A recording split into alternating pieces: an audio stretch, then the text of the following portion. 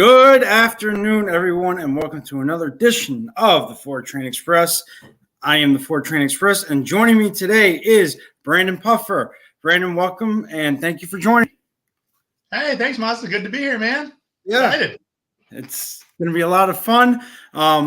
Guys, drop your questions in the chat. Let's have a fun conversation today like we did on NFE's channel.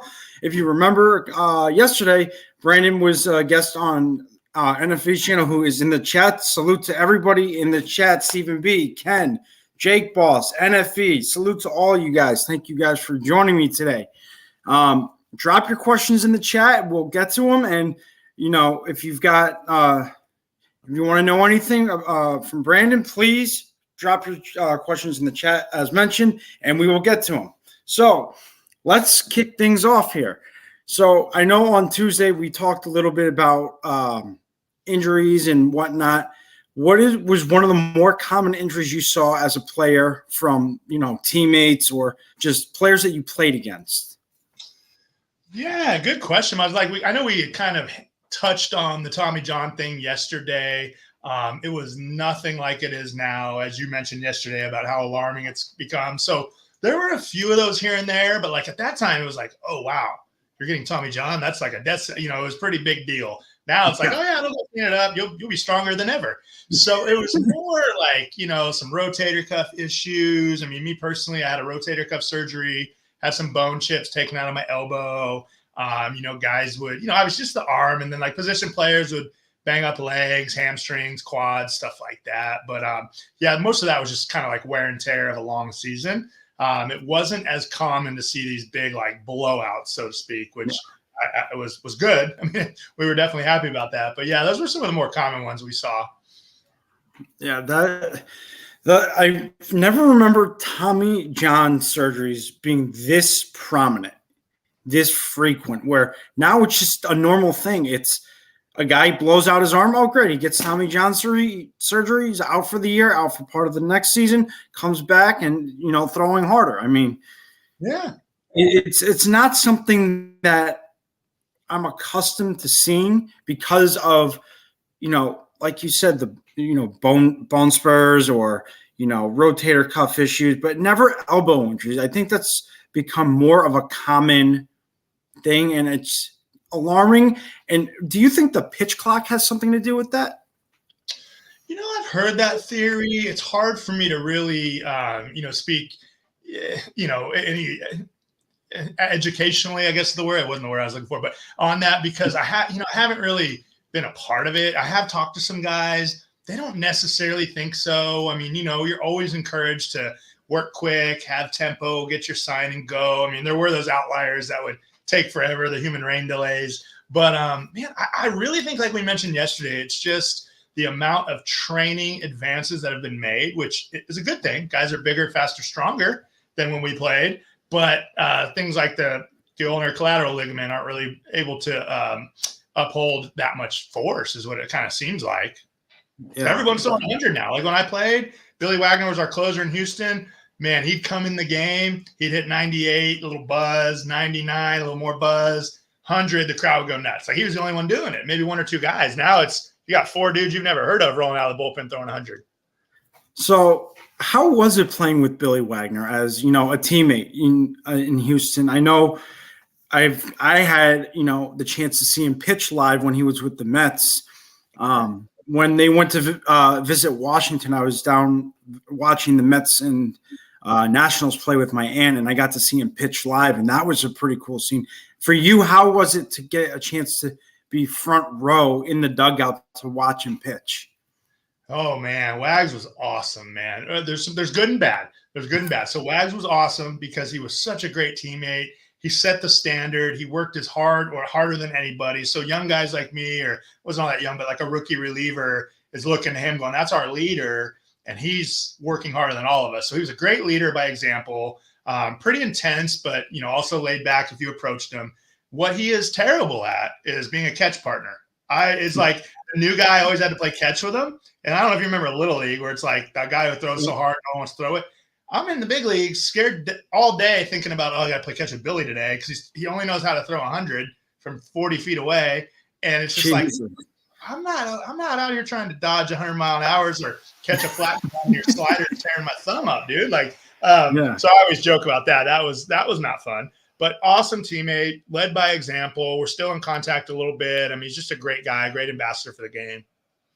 That's awesome. We have a few more people in the chat. Dev, Steven, Dev, Sierra, welcome to the show, guys. Thank you.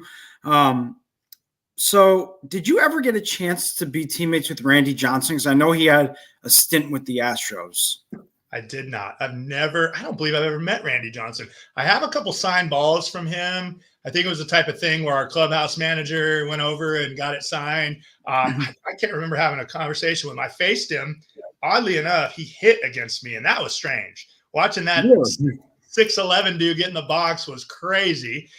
He just looks so just big in the box. He's obviously not a hitter, so it didn't go great for him. But I mean, I faced him once, I remember, and then just like you said, being a front row seat watching him pitch against us was amazing.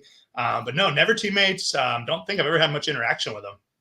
That must have been cool just to even be on the mound against him while he was hitting, just to see this tower of a human being in the box. And it's just, it must have been really a really cool sight to see. It was surreal. It was crazy. He stepped in. I'm like, wow, that guy takes up the whole thing. He's huge. Yeah.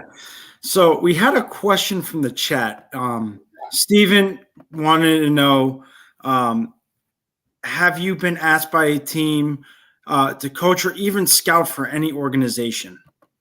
Yeah, so quick update. I have not heard from Farhad Zaidi about my bullpen coach job yet. Well, that's a shame. I know. I thought by now we'd have heard something. Yeah. But so I did. I was a pitching coach for the Padres scout team that goes to Jupiter, their amateur scout team that goes to Jupiter every year, ran by their front office. And so I got to do that for a few years. That was really cool. And then they kind of switched everything in their scouting department, and I didn't do that anymore. And then I'll have guys. I know a lot of area scouts. I live in the Austin, Texas area. A lot of them may live a few hours away. And so I'm kind of like a bird dog, so to speak, not really employed, but like, hey, can you go check out these guys in Austin?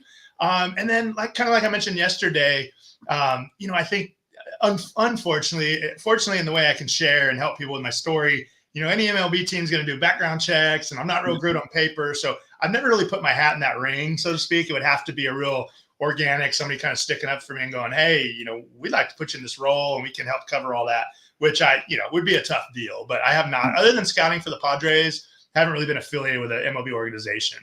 How was that to be able to scout for them? I mean, that must have been cool in itself, just to, even get that chance to scout for a major league team like that. Yeah, it is cool. It is cool. And I mean, the thing about it was I just remember, me being scouted and being a young man and being super nervous. And so I was kind of a scout / their pitching coach for their scouting team. So that's what they liked me, is like running the bullpens, getting guys ready to go in the game, helping calm them down, have a plan and stuff like that. Because I mean, ultimately at heart, I'm a coach. The scouting thing, I've had buddies that do it and they like it, but it's just not my thing. It's more the coaching and the one-on-one with the pitchers and that kind of thing is what I really enjoy. Yeah, no, I bet that. But even so, I mean, I would have loved to have an opportunity to be in that kind of position. But I digress there for a second. But anyways, what did you ever get a chance to even play as a teammate with Tony Gwynn, or did you always play against him? Always against him. Never had a chance to play with him. I wasn't even teammates with Tony Gwynn Jr.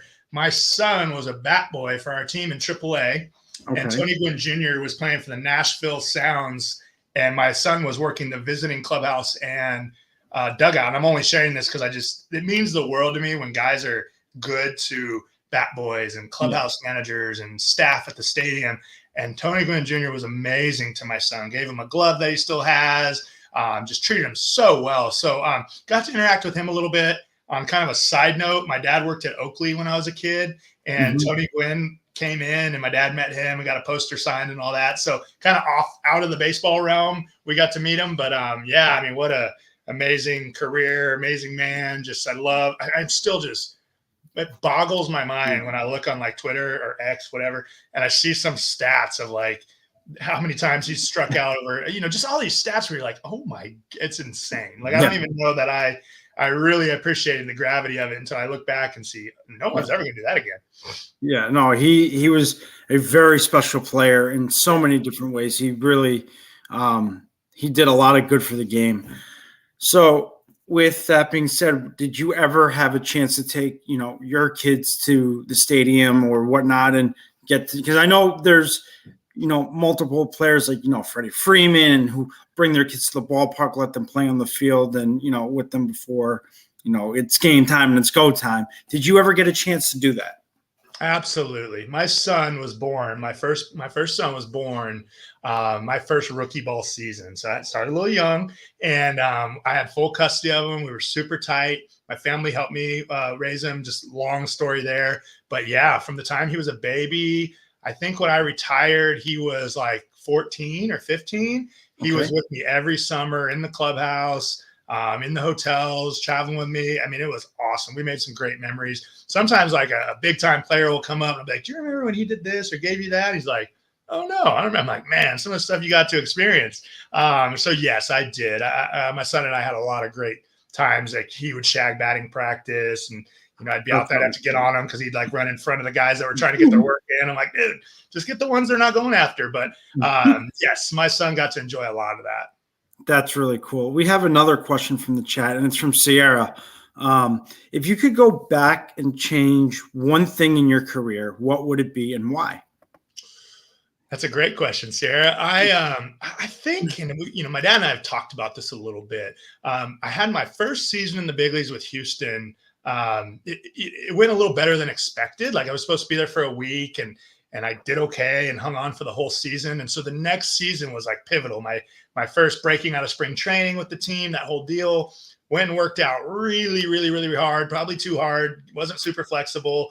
And I developed bone spurs in my elbow. But my mindset was, I just don't want to say anything. I don't want it to affect me making the team. I probably should have just got it fixed and been back to healthy.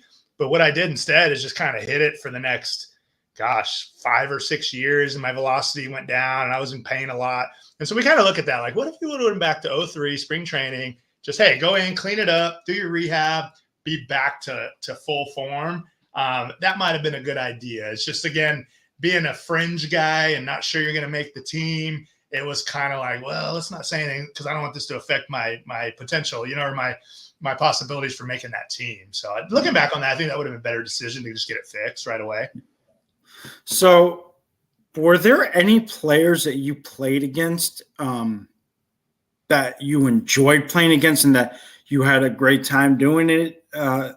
Or were there other players that you didn't really so much enjoy playing against in your time? Yeah, a lot of them. Your favorites, I should say. Like, who were some of the favorites that you had? Yeah, totally. Gosh, so if we're talking about like minor league stuff, I played in a lot of organizations. So it was neat when you would have maybe here in Austin, a lot of us would train together and then you go play against a buddy. Obviously, you have to kind of put that aside when you're competing. But it was neat to see our former teammate on the other side of the field was fun.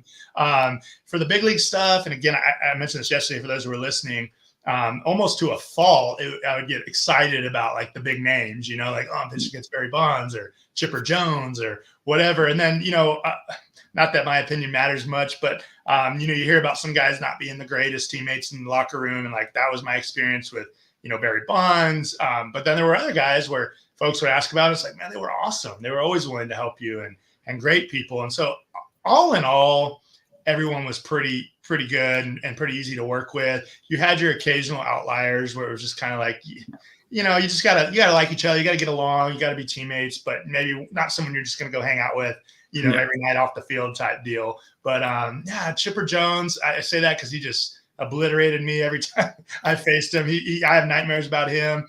And then again, like just being a huge fan and being a bullpen guy, I was able to just kind of sit there for a couple innings in the dugout and just take it in, man. Like, hey, Maddox is pitching today, or the guys I really look up to. I got a good seat for that. So those were cool moments.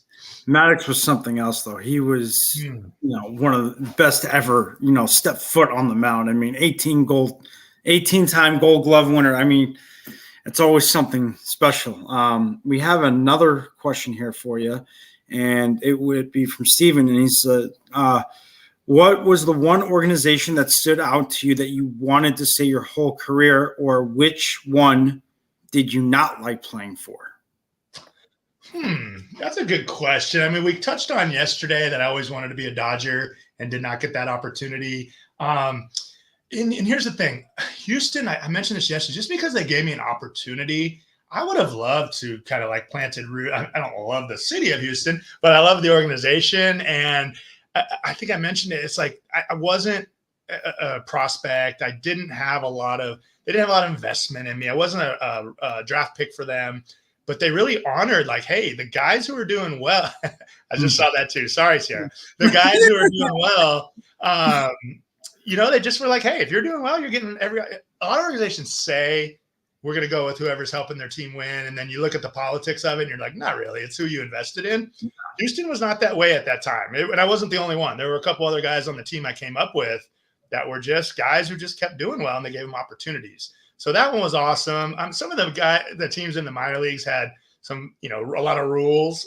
Well, the Yankees still do. You're Yankees. But like no facial hair, wear your pants this way, do all these things. Just kind of seemed tedious at the time. I mean, now as a grown guy who coaches kids, I'm like, I get it. They were trying to give you some structure and make sure everyone kind of looked the same and things like that. But so there was a few organizations there that I didn't love that part of it. But for the most part, I mean, honestly, everywhere, I think I said I was in 12 organizations, and every time it was just like, man, this is so cool. I get to put on a new uniform and get to be around a new staff and enjoy their history. So for the most part, it was just always like, man, I'm just happy to have a uniform.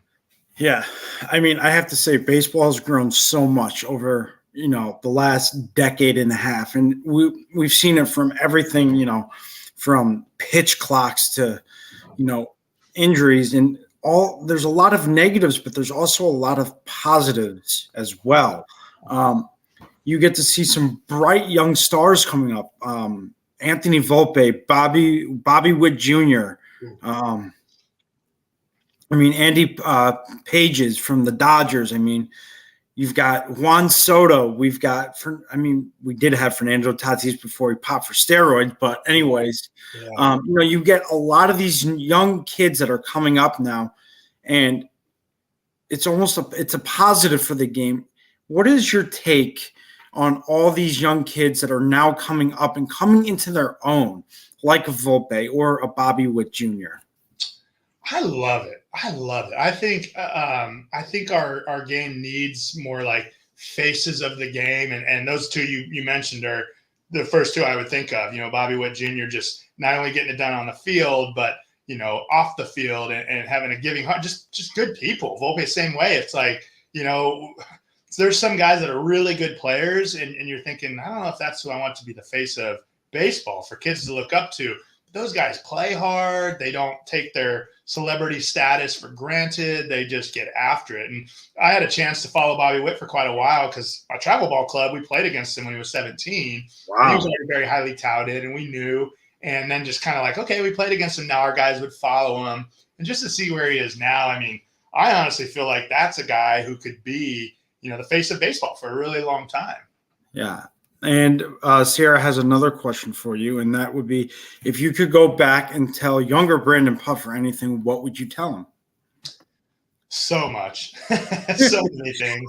One of the big ones would just kind of be like, hey, be humble. Like, if things are going well for you, just stay a little more even. You know what I mean? Humility was something that I lacked through high school in my early days of career. Not all the time, but just, I look back at some of the decisions being a young guy thinking, you had it going on. You were kind of cool, just going, get over yourself. Like this was saying you're not on this earth for just you. You know what I mean? You're here to have a purpose and to affect other people. And I just always kind of had those blinders chasing my career and chasing everything that was about me, instead of being other centered.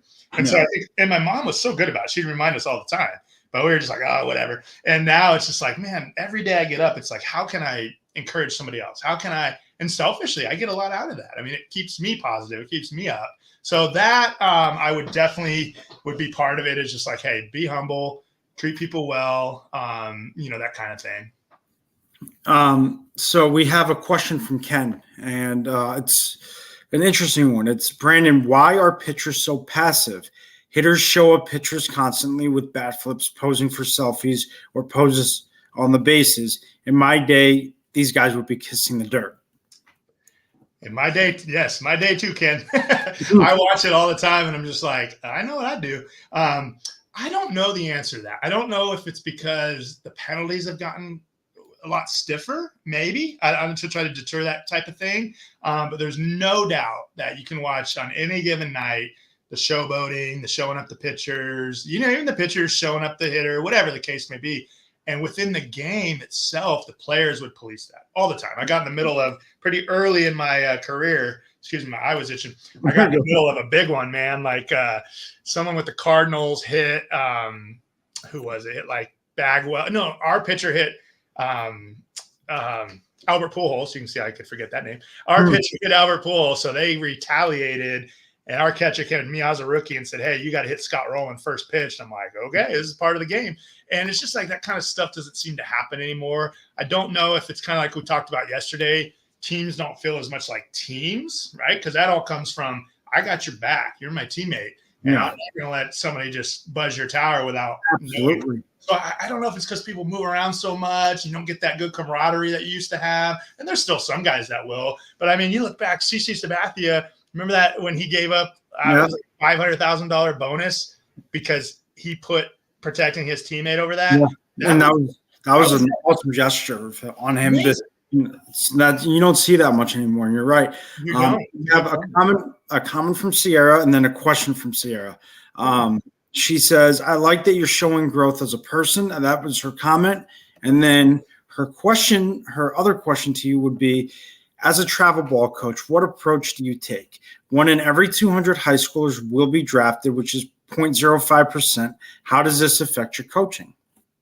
And they told me yesterday that Ciara was on point with her information. This is true. Huh? She is absolutely on point. Bringing it. I love it. It absolutely is a factor. And the biggest thing for us as an organization, and I'm so fortunate, but we have, I think, over like 90 years of professional experience, former teammates of mine coaching and different things of that nature. But in fact, it's GPS, Gordon Puffer Select. You probably don't know this. Brian Gordon, my partner in this, who we started it with, he had one start in the pinstripes for the Yankees. And really? It was the coolest thing in the world. You have to look it up or I'll send you a picture or something. But Brian Gordon, and he has a picture of him during the national anthem on the bump. I get chills thinking about it in Yankee Stadium and the pinstripes. And it's just the coolest thing in the world. You got to send me that. That would be really cool. Our biggest part of our job in travel ball, select ball, whatever you want to call it, it's a racket, the whole thing. But we're trying to be different. And how we are is just being very honest with the kids. Like, we're encouragers. I'm not a dream crusher. I'm not, look, man, if I had quit after being released 4 or 5 times, I wouldn't have made it to the big league. So I'm certainly telling them, like, hey, and you got to be realistic about the talent pool and all that. But I think to answer your question, kind of narrow this down, is just really healthy communication. I'm going to give you feedback, and you might not like it. It might be, whatever. You're not cut out to be a D1 player. We need to look D2 or blah, blah, blah, whatever the case. But at the end of the day, it's just, it's not blowing. Yeah. Sierra got it already. Brian Gordon with an O though. And she's on point with her stuff. Yeah. He's a great human being, man. I have a cool story about that in a sec, but he, it's just, we communicate, we're honest with them. We say, like, look, we could miss sometimes, but this is what we see. And then ultimately we're always coaching and this is more coaching my coaches. It's like, guys, all these guys, maybe some go to the big leagues. That's awesome. I love it. But they're going to end at some point. They're all going to be husbands and fathers. And that's what we're trying to coach to. Coach them up, encourage them. We'll hold them accountable. Absolutely. But yeah, I think it's just communication's the biggest key, is just not letting them go on in the dark, wondering like where they fit. And we're fortunate to have enough guys. Gordon was a scout for the Angels for several years. He's able to tell them, look, this is what they look for. Do you do this, this, and this? If you don't, then that needs to show up, or you're probably not a candidate for that. And when the Yankees called Gordon up for that start, he wasn't allowed to come to the stadium because they hadn't made the move yet, the roster move. So he's like, I have to throw. This is the day before, I believe. He's like, I have to throw. And so he went to some park, you might know where it is, right across the street from Yankee Stadium, and just found some guy there and was playing catch with him. And he's like, I always wondered the next day, was that guy like flip on the TV and go, That's the dude I was playing catch with in the park yesterday. He's starting for the Yankees. I just love that awesome. story, man. He's the most. That's a great story. He'd never tell you anything about him. He's the best. But yeah, it's really cool. So we have another question here, and that would be, who was your favorite player of all time growing up? Player that you played with during your career, and now that you're retired? Oh, that's good. That's good. Growing up, I gotta say it again. I'm gonna get some heat here. Being a Dodger guy, being in LA, Oral Hershiser, Fernando Valenzuela, Pedro Guerrero, all those Dodgers during like the 80s, 90s. I mean, my dad and I, my greatest baseball memory of all time, including my first big league win, any of those things, is when Kirk Gibson hit that walk-off home run. And me and my dad were sitting next to each other in the living room and just went nuts, man. I mean, I could picture it to this day. So those are all cool memories. During my career, gosh, man, I really, really loved Trevor Hoffman. Just as watching him go about his business as a reliever, mentoring me and other, rookies and younger guys. He was amazing. Brad Lidge is one of my favorite guys. We still keep in contact quite a bit. Lance Berkman was awesome. These are just guys that I so respected how they went about their business day in and day out because I got to watch it. Mm-hmm. And then looking back now, gosh, it's like, I don't know, unless it's not coming to me that I have favorite players now. I just watch and pull for guys that play hard and play the game right. And I look for good baseball and stuff like that. Like, and gosh, there's no name like really jumping out at me. And I watch games about every night. But there's just not one guy that I'm all about. I do still really enjoy watching guys who don't throw hard that have pitch ability, like Kyle Hendricks with the Cubs. That's one where it's like he's one of the few guys now that really like an art form. Keep it off balancing out. So as a pitcher, I'm partial to that kind of stuff.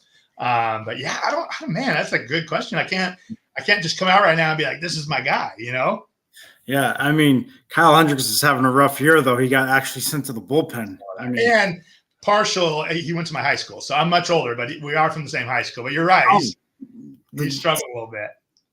So Ken has another question, and that is, Brandon, as a coach, especially in the younger division, I always thought my job as a coach was to teach fundamentals and a love for the game. My challenges were always the parents. What are your thoughts? Bingo, Ken. 1,000%. So I have, like I mentioned, from ages 8 to college in my program, our program, and I don't touch 13 and under. And it's 100% because of the parents. And then even if they listen, I say this outright. Like I have 2 youth coordinators. One was Ryan Langerhans. He had a pretty good big league career. And the other one is a guy he never really played, but we're partners. And they handle all things youth. And I mean, it is tough. By the time they get to high school, I think they trust us a little more. The parents kind of realize, okay, maybe we don't really know. Like, we trust you. When they're young, they still know. Like, they know. They're all going to the big leagues. It's football that they're not. But what I will say to Ken's point, this is how I encourage my youth coaches, because, it gets hectic. I mean, it'll be one tournament. And they're like, oh, my gosh, this parent's killing me. And I said, listen, guys, you can send parents my way. You're not obligated to, we do have a 48-hour rule. So you're not on Saturday getting super emotional and wanting to go up to the coach. It's like, do not approach any coaches or send us messages until Monday. I mean, that rule's huge, because typically whatever they were so worked up about, they wake up on Monday and they're like, whatever, that didn't matter. But my whole thing is, guys, if your team is better at the end than when they started, and these kids still love baseball, you won. You did it. You've done your job.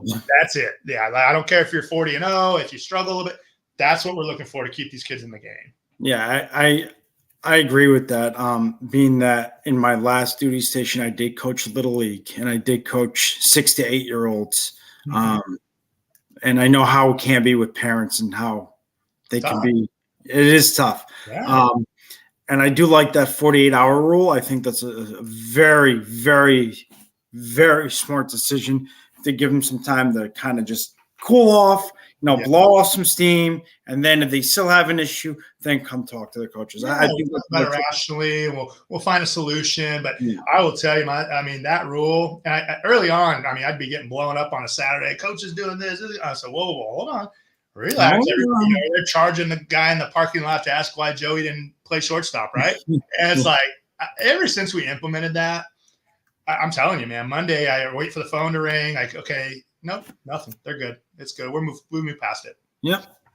So being with, younger kids and teaching these kids, not just the fundamentals of the game, but the fundamentals of life in general. Mm-hmm. How do you intertwine both, and how do you get it so that they can learn both at the same time and still have fun? Yeah, it's like I said earlier, it's integrating, different rules, boundaries, explaining why we do them. I know I mentioned yesterday, but for our organization, it's not abnormal to be at a tournament and the team shows up wearing like Crocs and earbuds and shirts untucked. And like I said, I have buddies that are scouts and they tell me what they look at, and it's everything. And so our big thing is how you do anything is how you do everything. And so it's like, you're going to look like a ball player from the moment you get out of your car until you go back.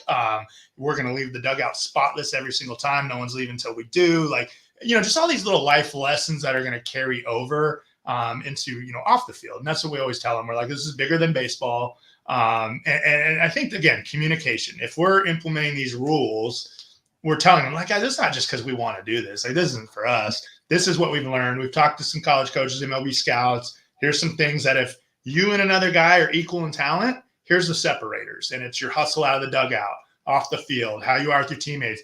If they hear you disrespect your parents in the stands, you're off the list. Like, you're done. So just kind of holding them accountable for all of those little things, I think helps carry over beyond the baseball field. I think that's great. And I think every player or coach should be held accountable for what they do, because accountability is what really keeps everything together. Another great question from Sarah, and it's, where do you see yourself 10 years from now? Oh, that is a great question. The 10-year plan. So it's funny because I'm a big like day-to-day guy, right? Like, I'm a big like 1% better today. But obviously 5-year goals, 10-year goals, super important for anybody that's trying to achieve and do those things. From the baseball standpoint, I would hope that GPS, our program's still going very strong. I just got asked this question today at the gym. They're like, do you still coach? Because I know you have to oversee everything. I said, I only want to coach. That's the only reason I even got into that. I didn't want to run a program. And so I hope I'm still coaching up young men. I also, on the other side of things with my book and our merch and just our Coach Puff Positive stuff, I really hope that just, again, I'm encouraging at least one person a day. And as that pipeline grows, that I can be effective in just being positive and encouraging people. And so I think that what that comes down to for me in terms of goals is being available for things like this, being available to go speak when people ask me to, being available to coaches, and just every day I have to have a routine. I really thrive on that. I did during my career. I do now. So it's taking care of my body, working out, my spirituality, having, quiet times, meditation, things like that. My mind can get a little squirrely. It likes to be real active. And if I'm not real intentional about my routines, it doesn't take long for me to go, oh man, you're not in a good spot. So just if I stay consistent with those things, I see nothing but great things on the horizon for me and my family. But that's where I come back to, like, okay, today, make the right choices. Today, take care of your body and your mind, your spirit, do all the things you can do to be a better person today. And then what I find is more things kind of just gravitate towards you. That's a great way to look at it. Now, I have had a chance to interview multiple former Major League stars. And one of them who I got to interview was Jabba Chamberlain. Oh, yeah. He's great, great to speak to. And one of the things that we discussed with him was, how does the chemistry for a team really affect the way the team plays? And I wanted to get your take on that, being that, you played on multiple teams, whether it be in the minors or the majors or whatnot. How did the team chemistry actually play a role in how a team succeeded or failed? Gosh, I would love to hear Jabba's answer. First thing I thought of was the gnats flying around his face when he was pitching. I think it's huge. I mean, I think it's I don't think I can say how big it is. It's everything. And so you've been a part of both, where the chemistry is not so great. And I always mention, and we all know this, and we talked about cliches yesterday, but so much failure in this game, adversity. In the professional level, you're away from your families. It's a lot, man. Like, that's your family in that clubhouse. It really is. One of my favorite quotes is the teams that feel like family are the hardest to beat. And so where I kind of put my money where my mouth is in terms of our program now, and why and just to prove how important I think that is it's not atypical in a select environment to have a bunch of ringers come in from out of town. And I've got buddies, former teammates all over the place with sons that are good. Hey, Puff, can they come play for GPS? We'll fly in this weekend. I'm like, if you can't practice twice a week with us, you can't play with us on the weekends. Like I told you today, I'll go into practice today. I could pull kids from hours away, and I mean, we have a couple that drive in an hour and a half or two, but they'll call and say, hey, I want to be on part of it. And I'm like, can you make practice? And my whole reason for that is, yes, I think practice is important. Could they have ground balls and hit and go throw bullpens on their own? Yeah, they could. But I want to create that environment of culture, and we're a team and we're a family. We're not individuals trying to go showcase ourselves, which ultimately, when they get out there, they are showcasing themselves. Yeah. But so I've tried to implement some of that. And there's been times where I get, guys on my staff who are fighting me a little bit. They're like, man, we keep getting to the finals, and they flew in 3 different pitchers from wherever. And I'm like, go with our guys. We're not doing that. It's not fair to our guys who practice together, show up all the time, to have someone play in front of them. And again, I'm not judging how other people do it. I just, after being a player and going, if I'm on that team and I see some guy I've never met coming in, I'm like, you're not here for us. You're just here for you. And so we just kind of really pushed that in our organization because of how important it was. Absolutely. And I will send you both those interviews that we did with them. They were fantastic interviews. I will send you those. I will send you those on X or Twitter or whatever it's called. Yeah. But we do have another question from Steven. What's your favorite hobbies besides baseball? Yeah, it's funny. I get made fun of a lot because I don't have many. I love to work out. I'm a big workout guy. I think for the most part, I exchanged addictions. I've had a lot of addictions, and I've been in recovery for 17 years. And that physical addiction to going and working out and getting all those endorphins and stuff, I would say the majority of my life when I'm not coaching and being with my family is working out, or, looking at ways to improve and push myself and things of that nature. But I'm in Texas, and I'm not a hunter. I'm not a fisherman. I don't golf anymore. Just all these different things where it's like, what do you do? I'm like, well, I coach. I spend a lot of time on my phone working for kids and recruiting and stuff. And then I work out, and that's about it. Nothing wrong with that. So for me, watching baseball has always been something I love doing. That's one thing that I did with my father growing up. It's something I try to do now, not always having the time.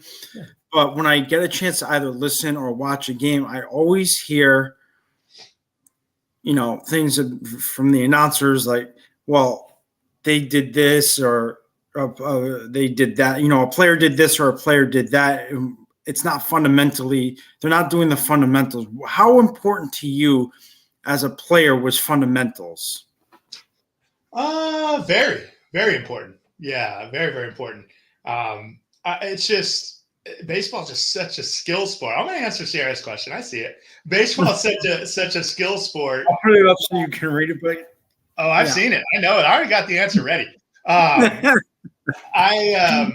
again, that comes down to practice, right? Like, these kids I coach right now can go hit in the cages and throw balls. Like, I'm going to get out there today and we're going to double fungo, hit infield all day long, get reps on the infield. Fundamentals. The more you do it, the sharper you get.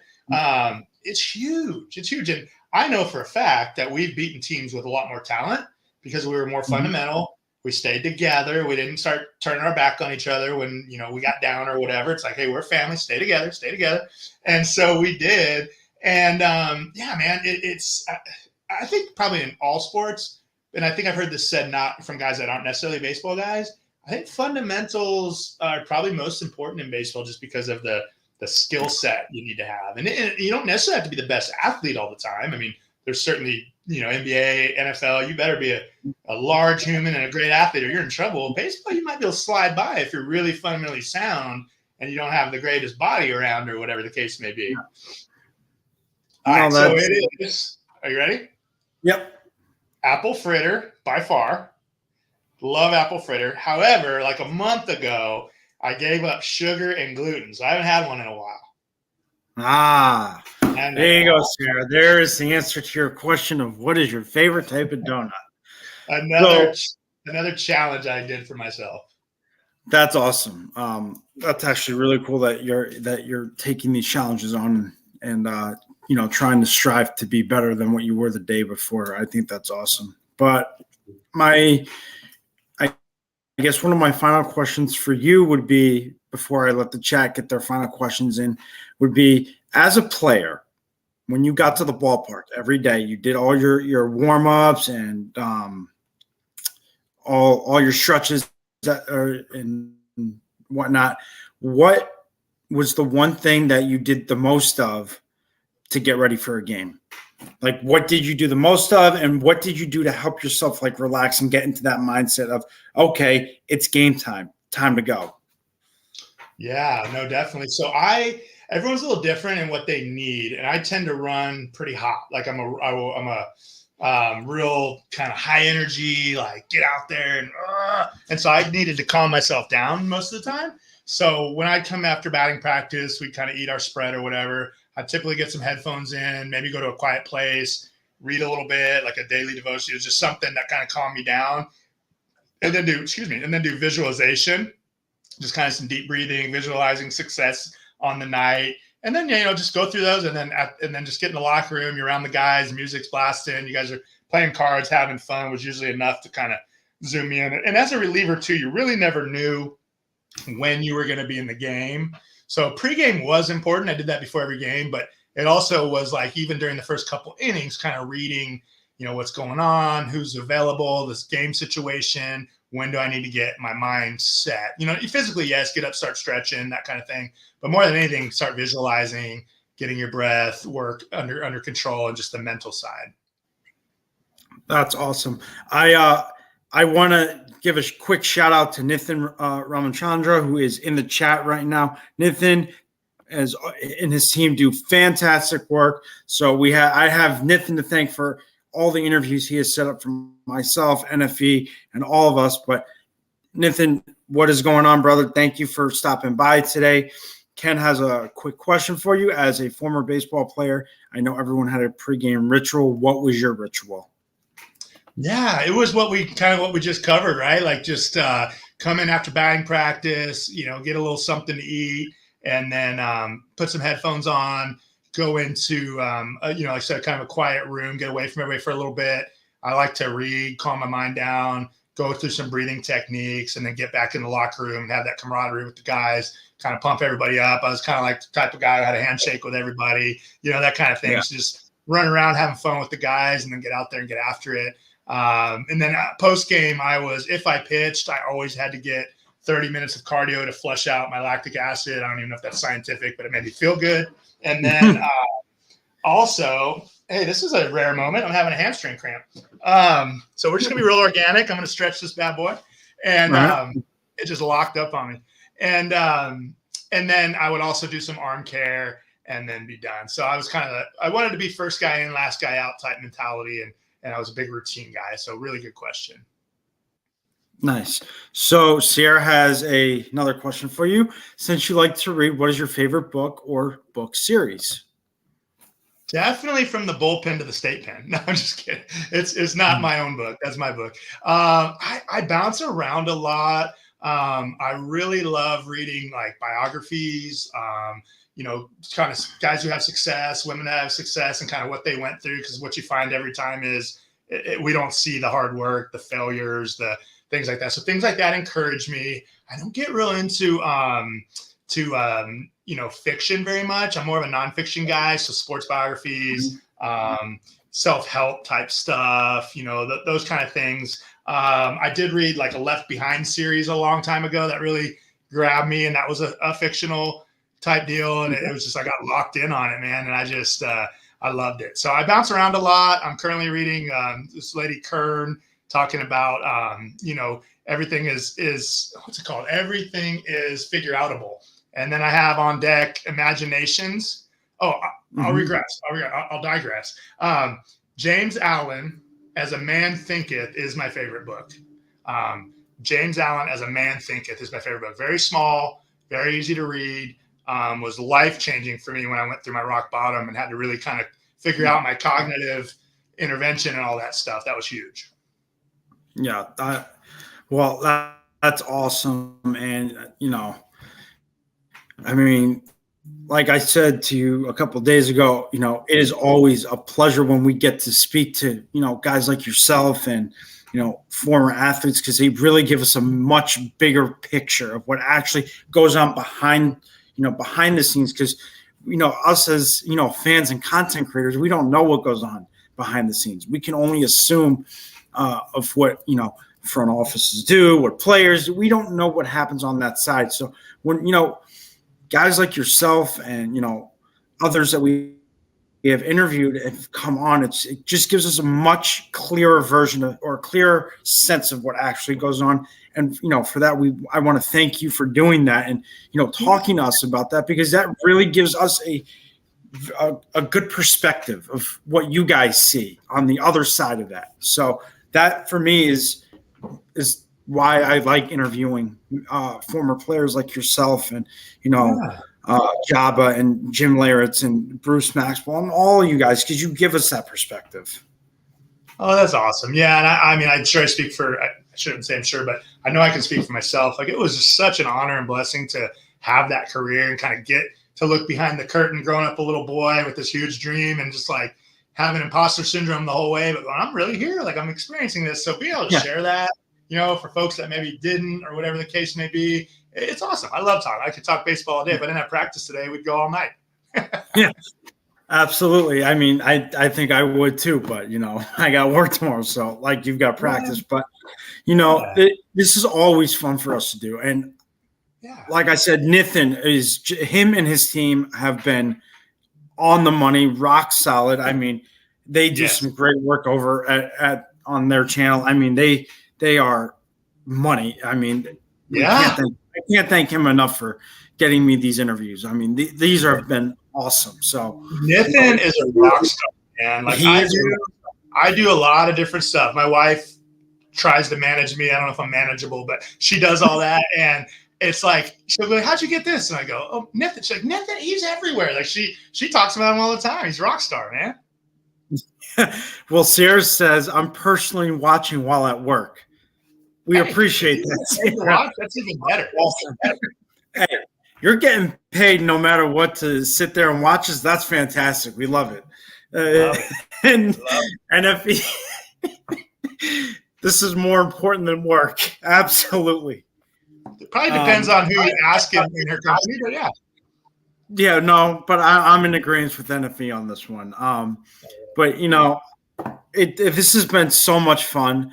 Do you answer messages on X? Because I want to get you those 2 interviews that we had with Jeff. I'll check it out. Absolutely. Okay, I'll get you those 2 tonight. So do that now. Remind me, or maybe remind me when you do that. Send you the awesome picture of Coach Gordon in a Yankee uni. I will definitely do that. But Brandon, thank you so much for coming on, taking the time to speak with me, speaking with the chat. This was awesome. Anytime you want to come on, just hit me up. Let me know. We will get you on.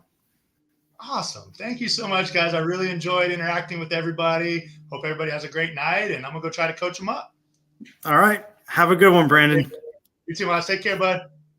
Bye-bye. Later, bud. Bye-bye. Guys, I hope you enjoyed this. Definitely, that was such a great interview. I can't say this enough. It is great when we get to speak to guys like that. It gives us a much better perspective. I want to thank everybody in the chat for watching. Nathan, as always, you and your team are rock stars. Thank you so much for doing this. Everybody in the chat, Sierra, Stephen B., Deb Finch, Ken, all of you guys are fantastic, and I can't thank you guys enough. Please share this out with your friends, family, anyone you know. Please hit that like, subscribe, and subscribe buttons, and make sure that you get all the notifications when stuff like this comes out, because I'm going to try to get some more of these. I'm going to see what I can do, but you guys are awesome. Thank you so much. Until next time, guys, This is your boy, the Ford Train Express, and I will talk to you guys next time. Have a great rest of your day.